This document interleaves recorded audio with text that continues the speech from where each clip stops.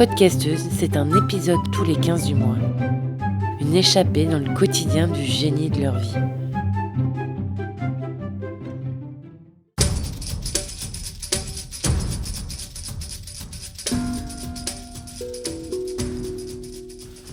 Lorsque Fufu débarque en week-end, il a toujours plusieurs mallettes dans le coffre.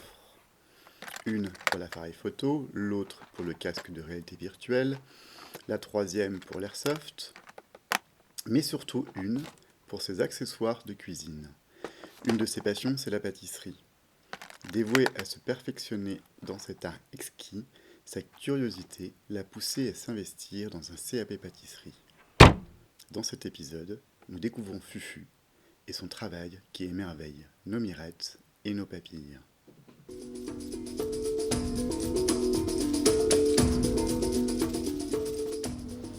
À l'origine, ça partait plus d'une blague qu'autre chose, avec une pote.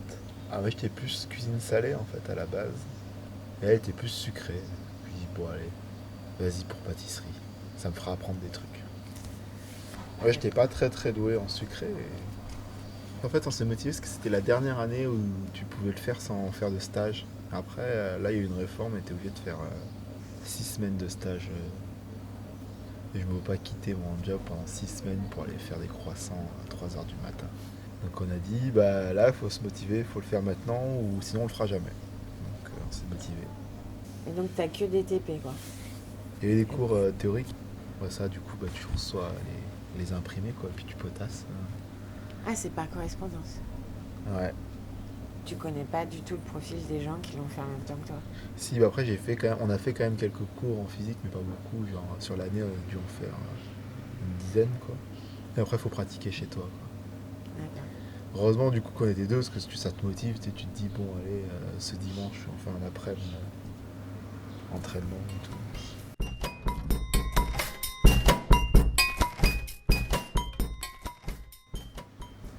Et c'est quoi le truc, genre la recette, t'étais trop content, et celle où t'étais pas du tout content?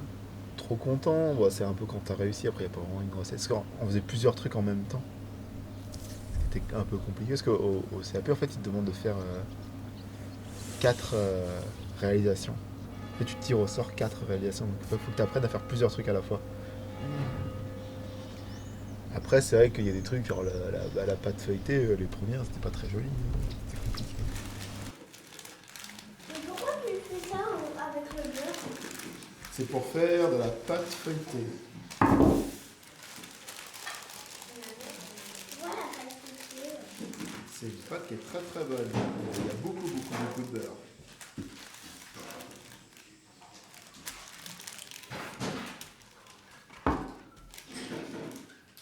Mais est-ce qu'il y a beaucoup de sucre? Non.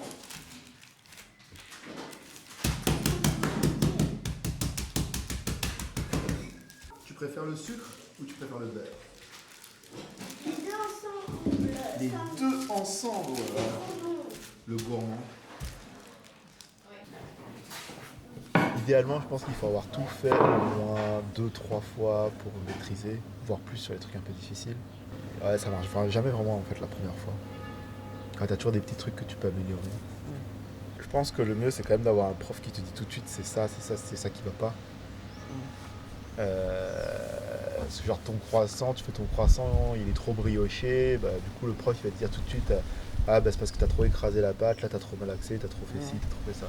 Alors que si t'as personne, tu te dis oui, ça n'a pas le même rendu que ce que je voudrais, mais tu te dis je fais quoi? Alors si t'as pas de prof, en fait il faut faire 15 fois et puis il faut changer à chaque fois, tu dis ah ouais là j'ai un peu plus malaxé, ça a fait ça, ah ouais là j'ai un peu plus Il ça. n'y a et ça pas fait des ça. forums sur internet et tout? Ils disent pas tout.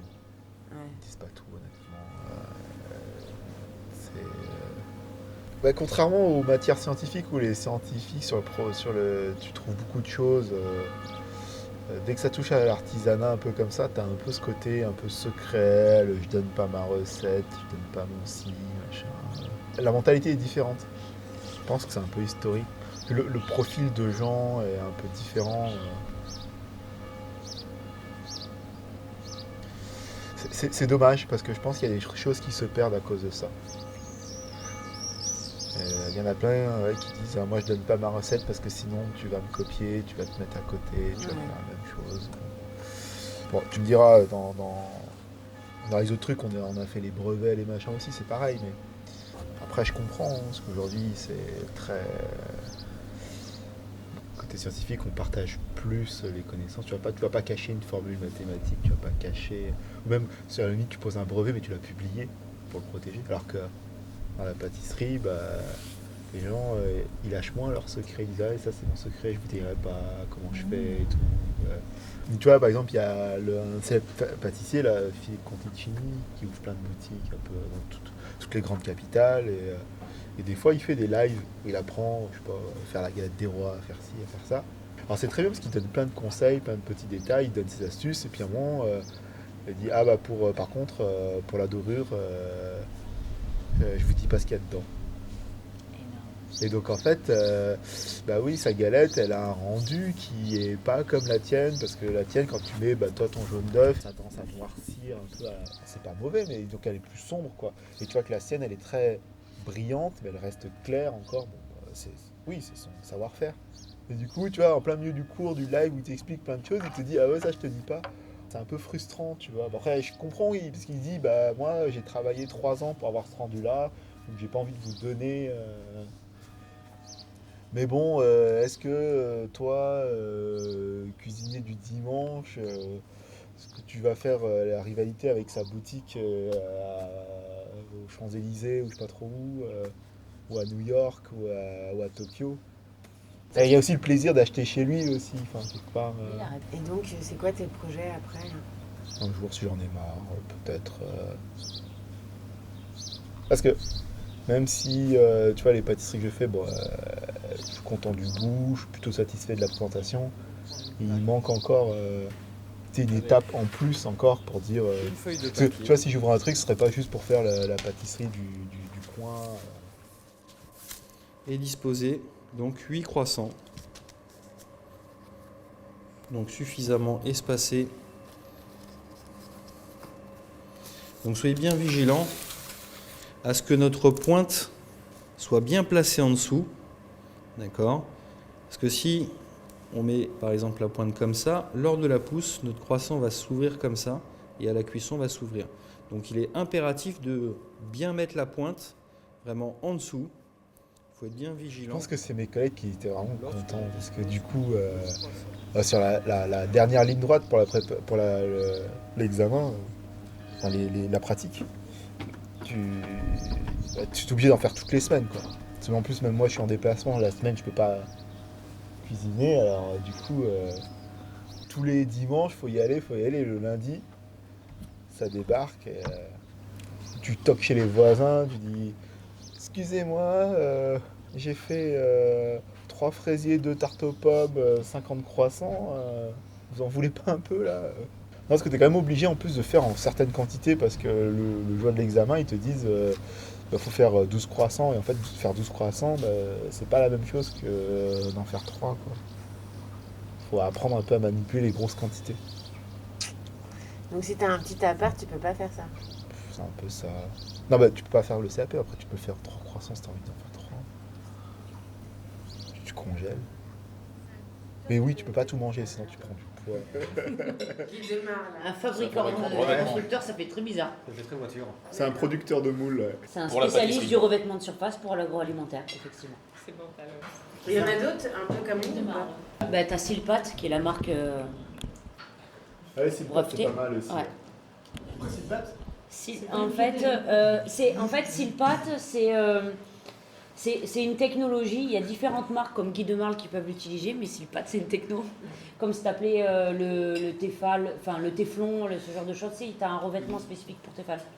C'est c'est ça. un tissu de coton qui est Voilà. collé dans du silicone. Vous avez appris ça où? Parce qu'on aime cuisiner et pâtisser. Voilà, et que c'est les références sur le marché. Dans le milieu. Mais encore. Ouais, mais tu commences, t'achètes tes paquets de sucre par 5 kilos. Pareil pour la farine. Il y a un moment, Est-ce que tu as une idée en termes de budget, tout ce que ça t'a coûté en fait? ça m'a coûté une blinde. J'ai pas compté, mais ça m'a coûté une blinde. Parce que t'as quand même une liste de matos obligatoires que tu dois amener le jour de l'examen. Mais c'est genre 1000 euros, 5000 euros, 10 000 euros. Ouais, je pense qu'on est entre 2 et 3 000 euros, je dirais. Quand même. Sachant qu'en plus, je partais pas de zéro, j'avais pas une cuisine vide, quoi, quand même. Ouais, tu cuisines déjà beaucoup. Mais déjà, j'étais obligé d'acheter le robot. Le robot, ça coûte un bras. Que t'es quand même obligé de faire certains trucs au robot. Et t'as je mis peux pas tout combien de faire, temps là. là? T'as mis 1 an, 2 ans? 1 an et demi. Bah, tu t'inscris à l'Académie de Lyon. Après, les cours, nous, on s'est démerdé à droite à gauche entre des instituts, des mecs qui donnaient des cours, des tutos sur Internet. Qui l'a fait? Chuchu.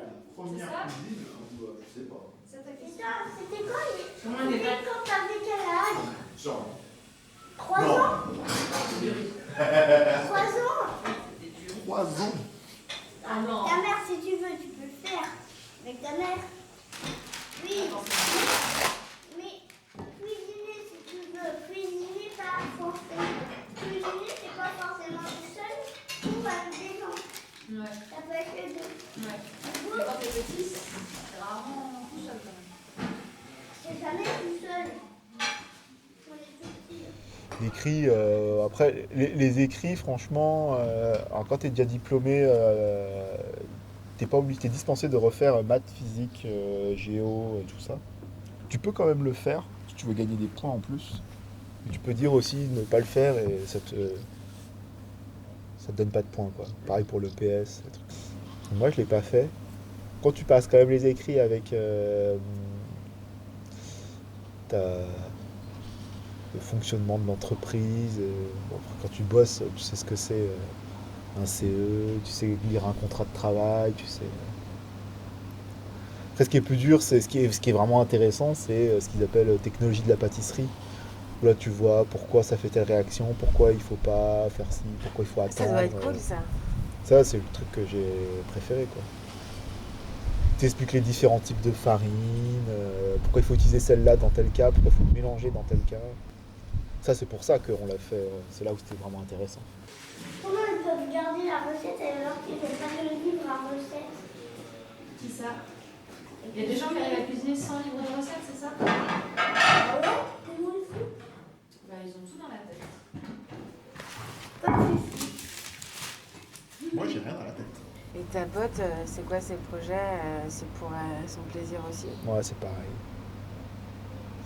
Et la proportion de gens à en faire son métier dans ces circonstances, tu sais? Ouais, j'ai discuté un peu le jour de l'examen avec les autres. Il y en a pas mal, ouais, qui étaient en reconversion. Il y en a une partie aussi qui l'ont fait pour le fun, un peu comme nous.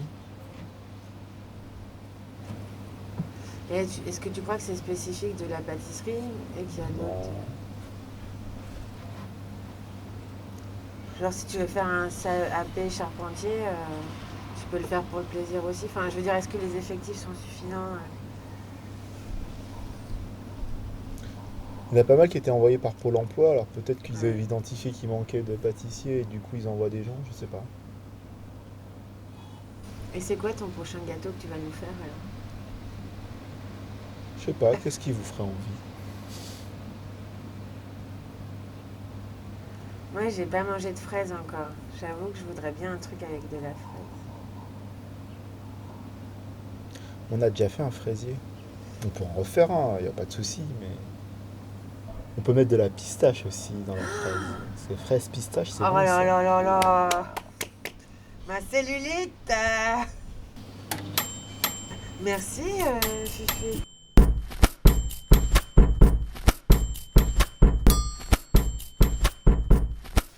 La première saison de Podcasteuse touche à sa fin.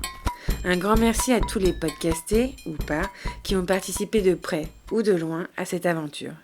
Soyez rassurés, l'été sera rempli de nouvelles rencontres, de fêtes, de promenades et de nombreux week-ends entre potes. En somme, de quoi vous préparer de beaux épisodes pour la rentrée. Profitez bien de l'été et bonnes vacances!